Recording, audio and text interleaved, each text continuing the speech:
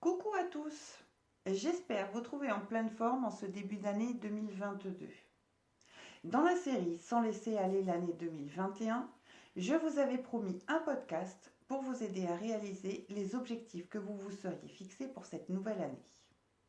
Chose promise, chose due, en avant, c'est parti. Dans un premier temps, il est important de bien formuler vos objectifs. Je m'explique.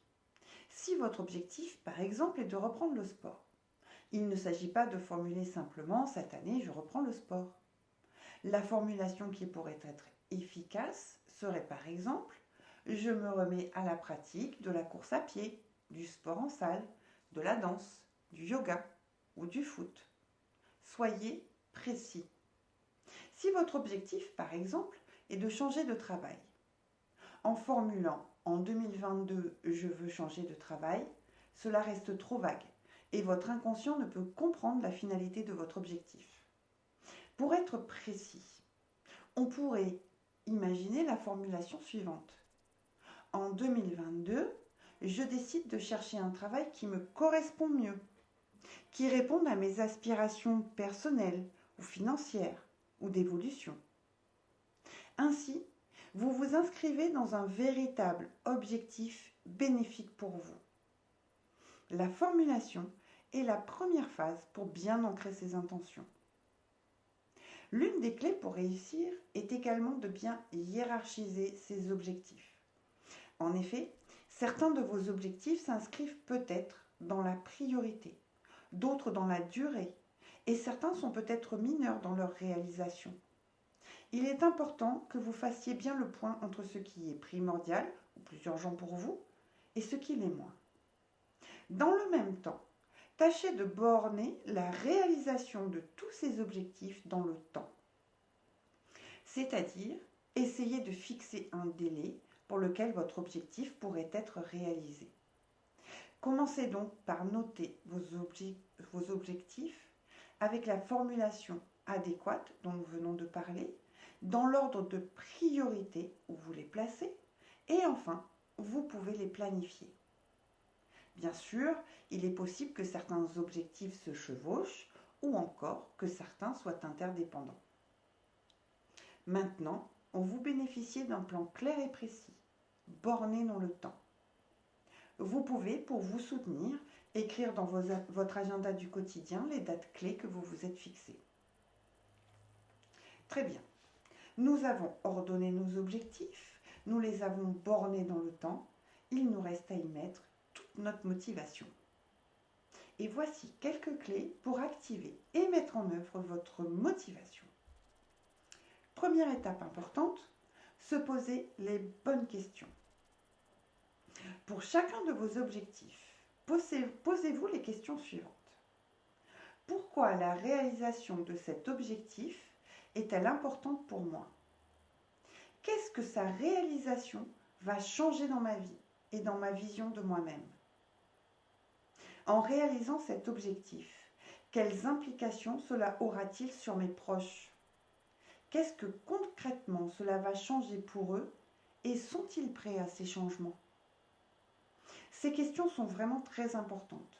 Elles vous permettent à la fois de mesurer votre niveau de motivation et également de vous préparer aux implications que cela aura dans votre vie et dans celle de votre entourage.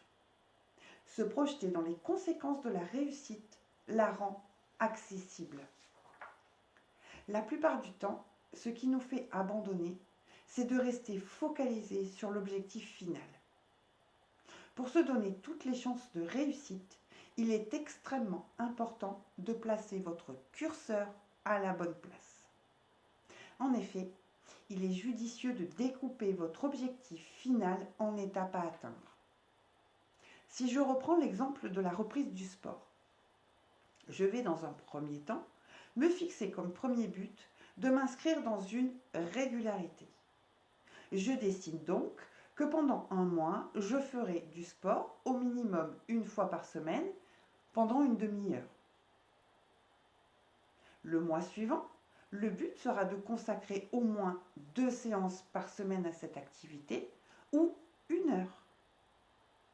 Dans le cas où mon objectif serait de changer de travail, je décide de découper cette recherche en plusieurs étapes. Je fais le point sur ce que je cherche dans ce nouveau travail. Qu'est-ce qui est important pour moi d'y trouver? Dans un deuxième temps, je fais une recherche sur les emplois qui pourraient me correspondre et je creuse pour valider la direction que je dois choisir. Dans le même temps, je peux commencer par exemple à travailler sur l'élaboration de mon nouveau CV en axant ce dernier sur les points essentiels à ce travail qui me correspond. Si je décide de perdre du poids, je rédige donc mon objectif de la façon suivante. Je peux pour cette nouvelle année me fixer comme objectif de perdre 10 kilos. La date butoir que je me fixe est de 6 mois.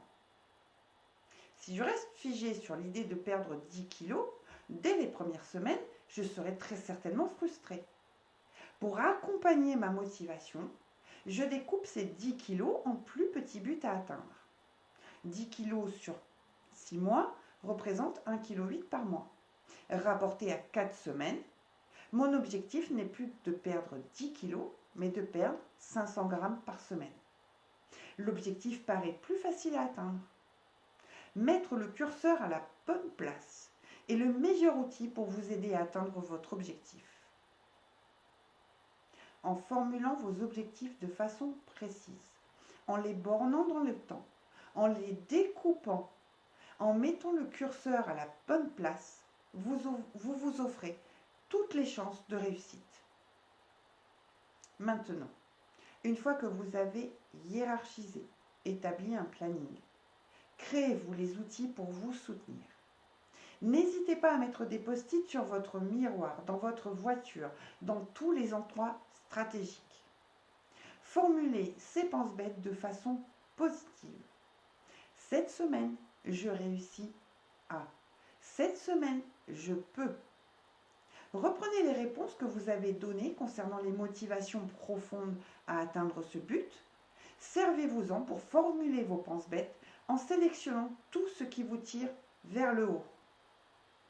Créez-vous un carnet pour noter toutes vos réussites vers votre objectif et surtout, félicitez-vous. Pour très bientôt, je vous prépare un petit voyage hypnotique afin de focaliser votre motivation.